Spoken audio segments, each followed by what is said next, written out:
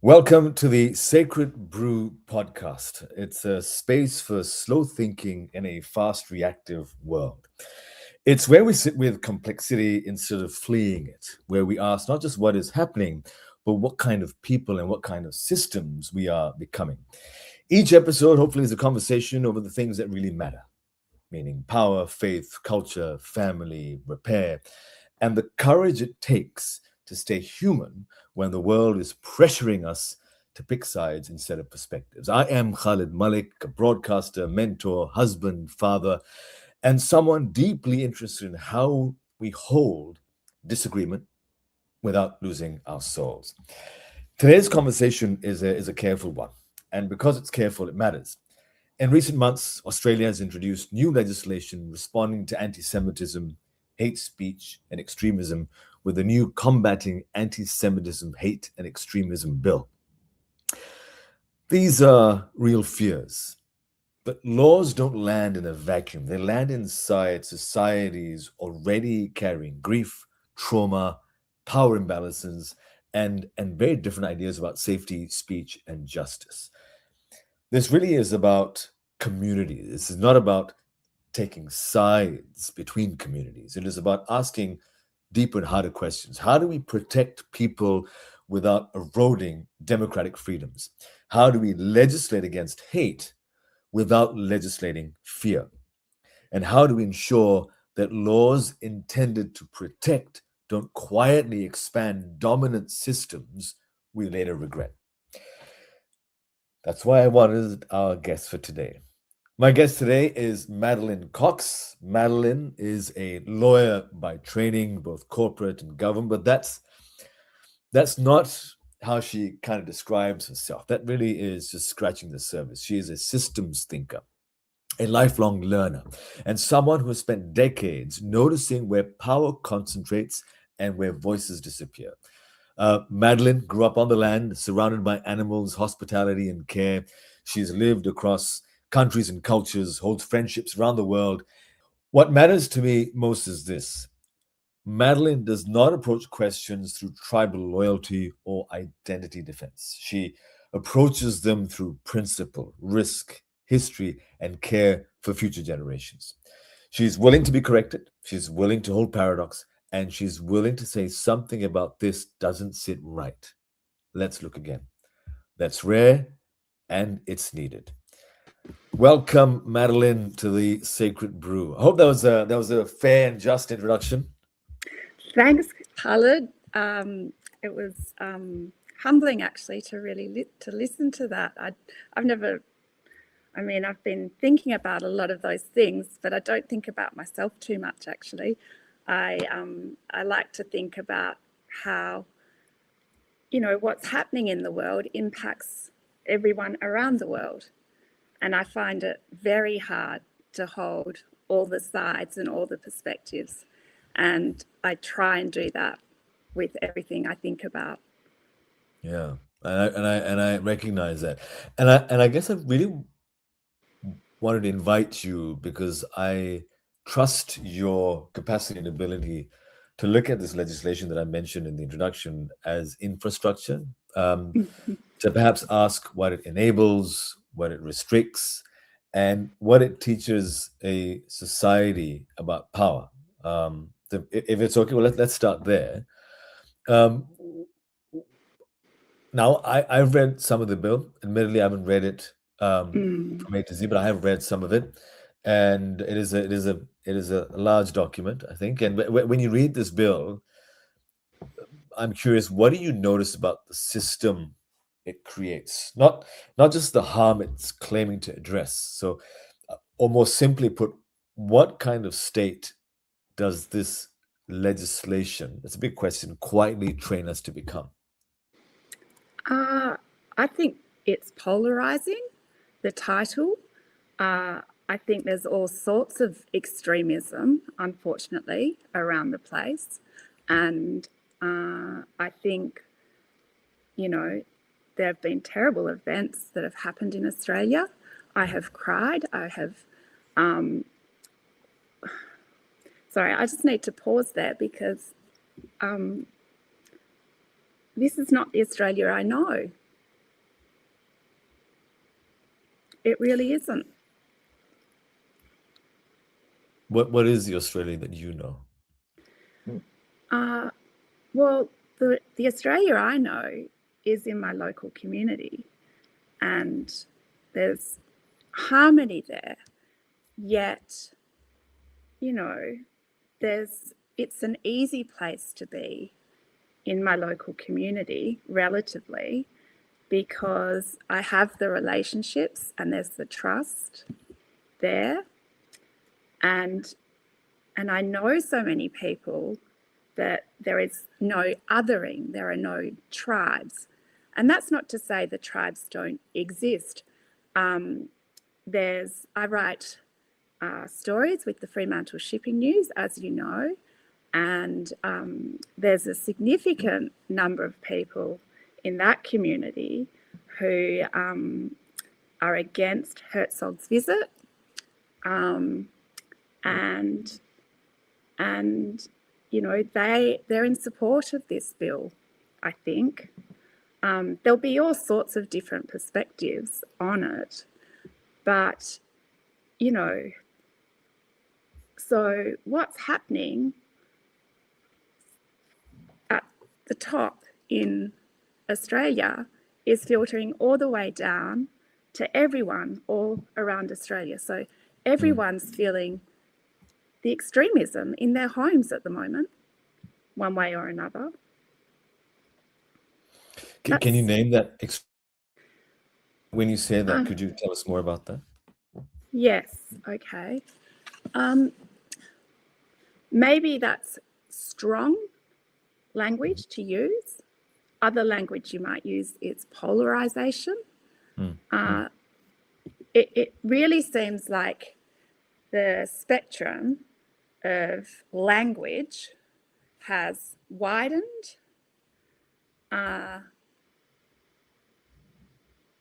and, you know, I can see why there is a need for this legislation.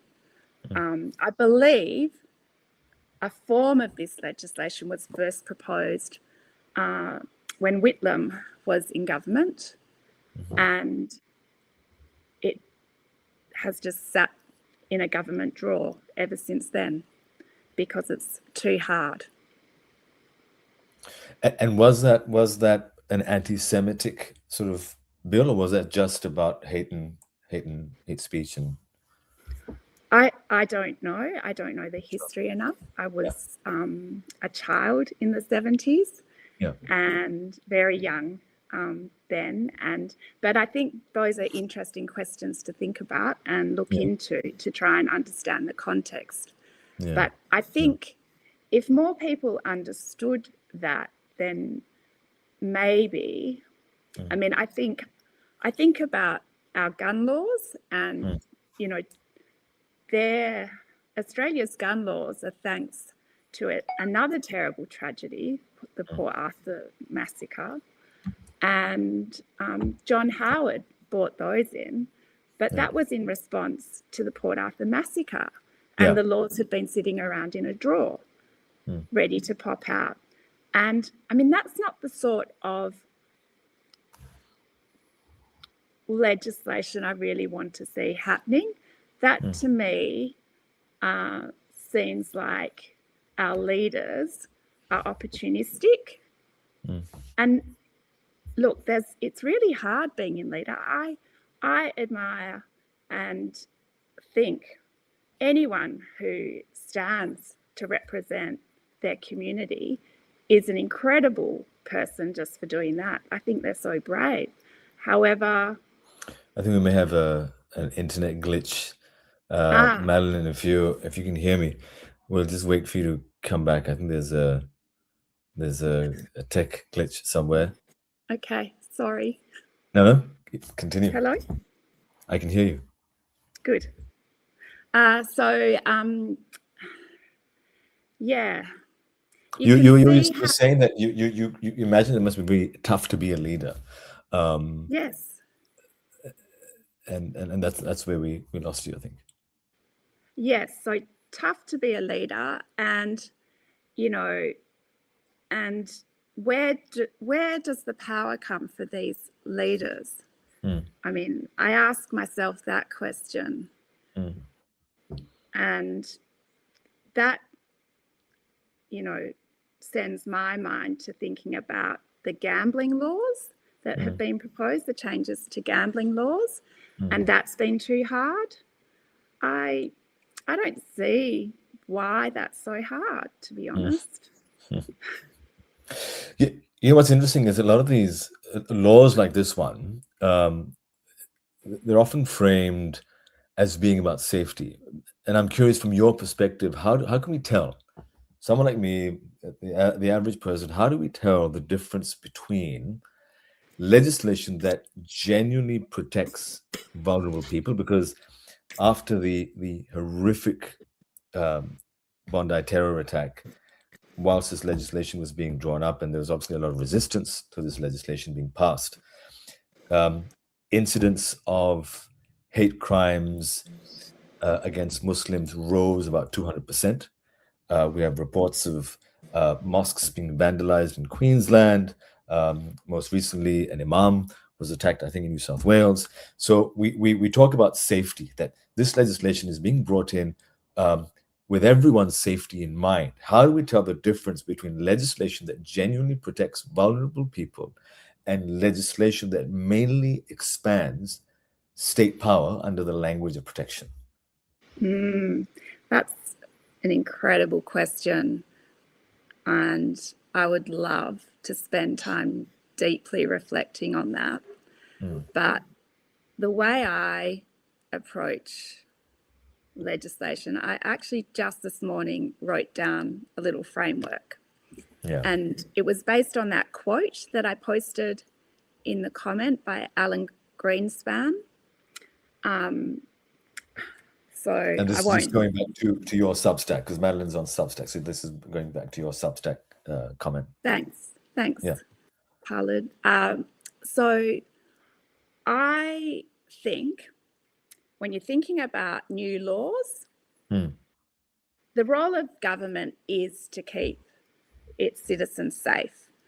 Right. And Australia is an incredible democracy from that point of view. I think we're very fortunate with our model of government. And we need to think about, I don't like to think about things. I don't like the language, oh, that person's left wing, that person's green, that person's liberal, they're right wing. I don't know what that means. What does it mean? This is why language matters. And however, it's a helpful framework for trying to think about what a person who you might say, and full disclosure here, I tend to be what most people would describe as left. Someone has asked me if I'm a greenie. I vote according to policy based on what is proposed at the time. And I look at what changes to laws are being introduced on a case-by-case basis. And I think that's the best any person can do. And so I think about it from the left. I try and find analysis from the right. And there might be something in the middle as well. And hopefully our auntie that we're so lucky to have, the ABC, is doing that work, because they're funded by government and are independent, and they ought to be the most trusted source of journalism in our country. Independent journalism is so vital to the functioning of a democracy. So I think about it. I try and find 3 stories about the laws, and then I think, okay, so what will happen?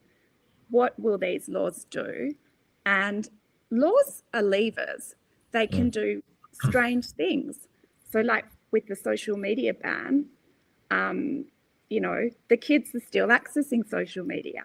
And, some people have raised concerns about that because, kids, thinking there's a law that they can't access social media, does that mean they start questioning the rule of law in our country? I don't know. It's not going to be that extreme. Yeah. But you can see how thinking about the extremes helps you sort of think about what the risks might be. Is that helpful? It is helpful. Would it be fair to say that it comes down to the intent of the law that's being passed? Because I'm still troubling with the law that's been passed, the bill that's been passed, and the safety that it announces for all. Yes. And what I'm grappling with is that really what this is, or is it being disguised as this? But really, what we're wanting is that the ultimate power to, I don't know what it is, to crack down on a few. I actually don't know. Yeah, and I mean, it's very easy to think about conspiracy theories these days because you get 2 dots or even 3. There's a lot of air in between, but you see the dots and I don't know.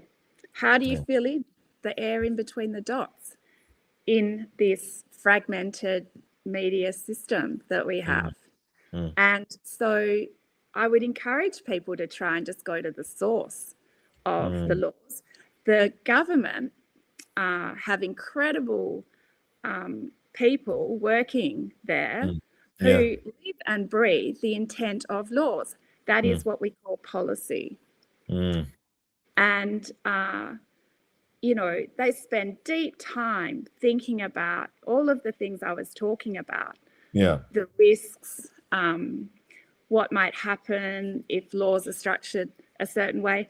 I've drafted some laws in the past. I've had the privilege of being able to do that, and it's a little bit like drafting agreements, and it's incredible work. I think it's the work of poets because every word matters.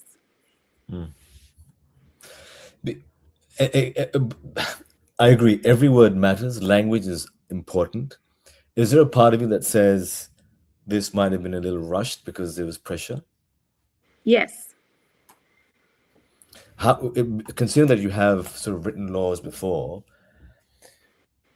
how long does it normally take to write a law? I mean, and that comes from a very sort of layman's perspective, because it does, as you also said, that it was a little rushed because of pressure, and we won't get into what the pressure might have looked like, or what the shape or form of that pressure was. But if it was rushed, how long should it have taken? How long should they have given? Because my understanding is that when they did finally come up with the draft and they'd sent it to those that needed for it to, when they sent it to those that needed to read it, that it didn't give them much time either. They had like a 48-hour, we want to know within 2 days whether you like this or not. Either way, they're passing it. So I guess my question is, how long should it have taken and how long should they have given? And because they did, as you've also said, sort of acted in haste. It does seem like they acted in haste, but this legislation has been sitting around in draft form for a long, long time. I see.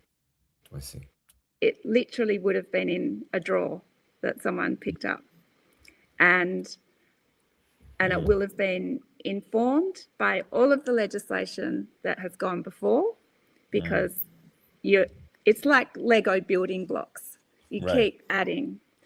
And this is where I think there's a lot of frustration in Australia now, because there is just, we have 3 levels of government: local, state and federal. And that's a lot of law to keep on top of. And I'm excited. I know a lot of lawyers are really excited about artificial intelligence for this reason. It's going to help us consolidate, simplify. Yeah, there's a just want to change track a little bit. There's a part of this bill that expands criminal and border powers around what's defined as violent extremist material and prohibited symbols. So it allows authorities to act not only on clear intent, but also on how material or symbols might be interpreted.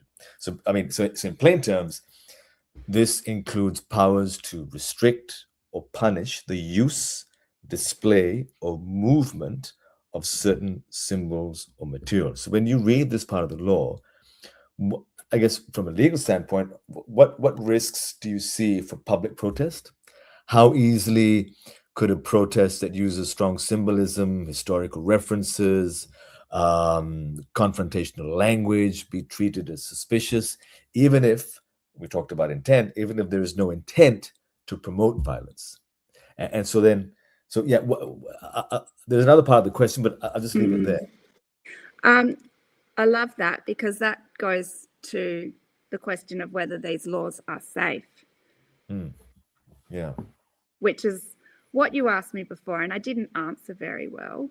I'm trying my best. It's not an easy thing to answer. I think it's Well, yeah. I think in some ways these laws are making Australia safer, but in other ways they might be making Australia less safe as a global statement. And it's not the laws, it's not the intent of the laws to do that. The intent of the law will always be through a lens of making Australia safer. But there are often unintended consequences. So, there's all sorts of unintended consequences with the use of social media, and where, it's very hard to think about. I think those laws in particular highlight how difficult it is for governments to work out, what is constructive, what are constructive laws for the safety of more Australians than less. And they probably look at it from a lens, is it 50% of Australians, or is it, does it need to be safe for 60% of Australians? I don't know. It'd be interesting to talk to someone who's deeply worked in government to understand that. When you talk about, so this is meant to keep us safe. And interestingly, I think I read very recently somewhere online that Australia has been, there's various indices that we see online, the most livable country, the safest country. I don't know if it came across your eyes, but Australia is the second safest country in the world, second to Netherlands. Did you read that? Did you? I have read that. I love it. I was like, oh well. And I wonder if, sorry, you go on. I wonder if that explains the housing crisis in part, or the demand. Tell me more. Say more. Well, is Australia at this time in history regarded as safe, as a sanctuary? People want to move here. Yeah. And anyway, going back to laws for safety, it's interesting going all the way back to when we had just the state colonies, and all of the colonies in their legislation, in their sort of founding documents, they had what is called this POG power. So from Queen Victoria, who was sort of in reign back then, those colonies were given the power to make laws for the peace, order, and good government of the colony. Right. And I think that's a beautiful sentiment. And if we go back to the building blocks, that's our foundations. Yeah. And we need to keep those foundations, I think. Yeah. You spoke about language, Madeline, and it's so key, I think, language. I have we do. I just want to touch on safety, and then perhaps move on to another section of the bill Mm-hmm. that talks about online speech, messaging, and everyday behavior. But if we wanted to keep Australia safe, if we wanted to keep everyone that lives here safe, everyone, regardless of whether you are from a certain religion or not, regardless of your religion, your race, etc. If we want to keep everyone safe, then why is it that we couldn't, for example, if you did want to call it an anti-Semitism, extremism bill, why isn't it called anti-Semitism, Islamophobia? Um, uh, which just suggests to me, and I come from it obviously as a Muslim Australian, thinking, well, you've clearly to me stated that this really is about a community and not all embracing. How do you address that? I agree. I that was my. I haven't sort of. I've read about the laws. I haven't read into them. Yeah. But just the title alone, I felt, well, is anti-Semitism the only polarizing issue between people in Australia at the moment? Not sure. Yeah. And then does it become a competition, a race, a hierarchy, as you said in your beautiful piece, about a hierarchy of pain? So Yeah. So are we focusing on a minority with these laws when in fact the laws could help more than that minority? They could help other minority groups in Australia, including First Nations people. And we really need to do a lot to help them. And you're so right. What was this the only thing that's polarizing us? Are there not other matters that polarizes that should have been included as part of this bill? And you've chosen to title it as such. That kind of isolates everything else that is polarizing in Australia. Yeah, you're right, and it seems unfair. I think that's what I'm trying to say. Yeah. In Do you plain know terms. what I say to my kids when they say that? No. Life's not meant to be fair. Thanks for the reminder. That's the way the cookie crumbles. That's the way the cookie crumbles. No. There's another bit of this bill that creates new offenses linked to the use of carriage services. So by that, phones, messaging apps, emails, social media, right, in relation to extremist related material. So that includes sharing, saving, forwarding, or even possessing certain content digitally. So I guess how might this part of the law change how ordinary people communicate online about political issues? And in your view, could someone sharing material to criticize it, analyze it, or warn others still risk being caught up by these provisions? Yes, and I think we've seen that played out in the United Kingdom. They had similar laws introduced last year, maybe. I can't remember the name of them. I apologize, but this is so. I am trying here just to, explain my knowledge and my thinking so people can understand where I could be wrong, because I can be wrong. And I will change my mind the minute someone says something to me and let me know that I am, I'm always changing how I see things. And listening to you then, it's a challenge to freedom of speech in this country. Yeah. Yeah. And does that make one group in our country safer and other groups less safe? I say yes. Yeah. I mean, that's which is the Yeah. scary bit about all of this. I'm sorry. Yeah. Oh, Yeah, it's important to talk about the fear because it is. I am afraid of this polarization. I want it to stop. I want people to be leaders and, try and slow things down.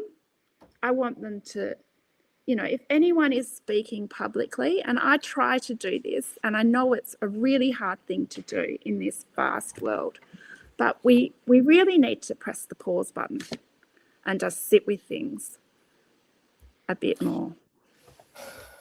if only we could. And then you have, I don't know if it's come across you, but we talk about, are we keeping certain communities safe? Are we keeping everyone safe? And you've got the One Nation Party, and a recent video that went viral was, I think a staff of One Nation Party went out on New Year's Day or New Year's Eve in Melbourne CBD and made a video, and the name of the video, the title of the video, "Spot the Westerner."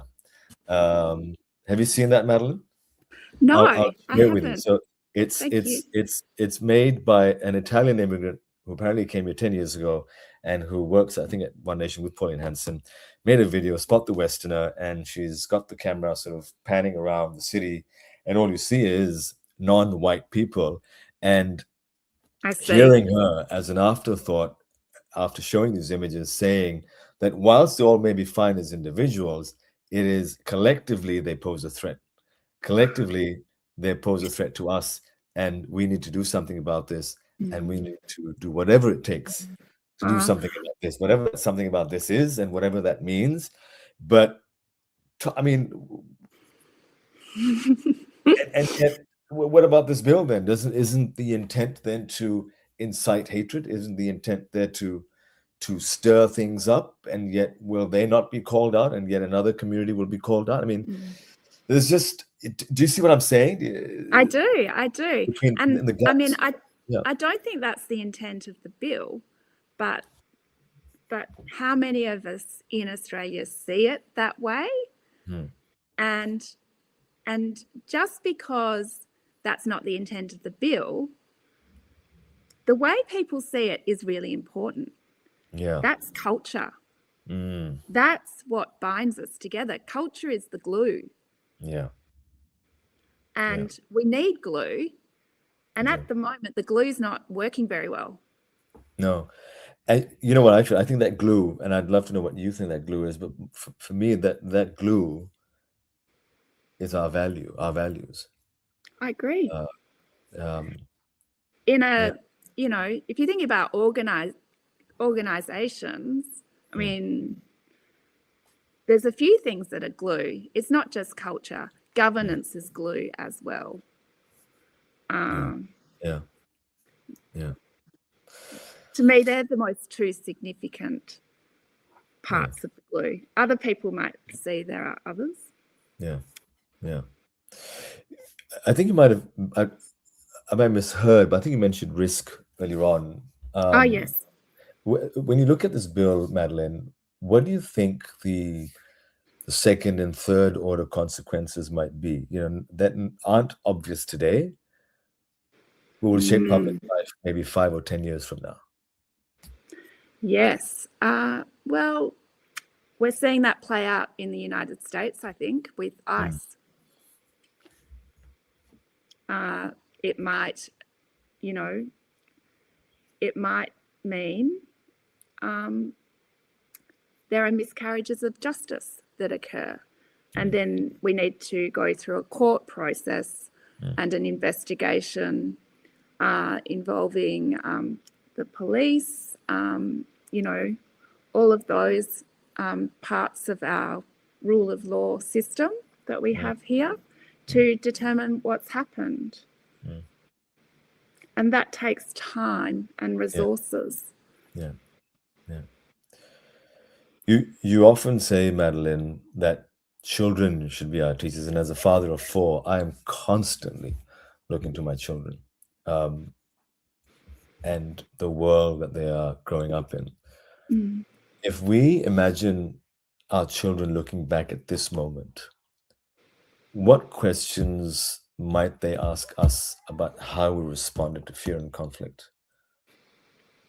And what would they say we chose? I mean, what is your I also reaction? endeavour, I endeavour at home to model patience, tolerance, respect, listening to the other. I am trying to let them know there is a we in me. There's also a me in we, and it's important that the me gets a say, but the we Yeah. is what unites us. Yeah. Yeah. I like there's a me in the we.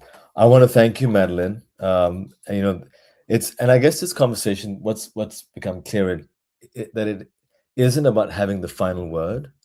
It is about slowing down. And before we say sort of, see you later, what is there something that you'd like to say or add that might not have come up in our conversation that you feel strong that I just really want to say this? I wrote another note about Yeah. social cohesion. Yeah. And I just said, social cohesion is precious and we need to be gentle with it. Just like when you were a kid handling the china kept the best. All of us, let's just be more gentle. Let's Thank just be more you. gentle. Let's just be more gentle. That really is a good piece to reflect on as we end this. Thank you, Madeline, for giving us your time, and thank you for being on the Sacred Brew. I've loved being here. Thanks, Khalid. Speak soon.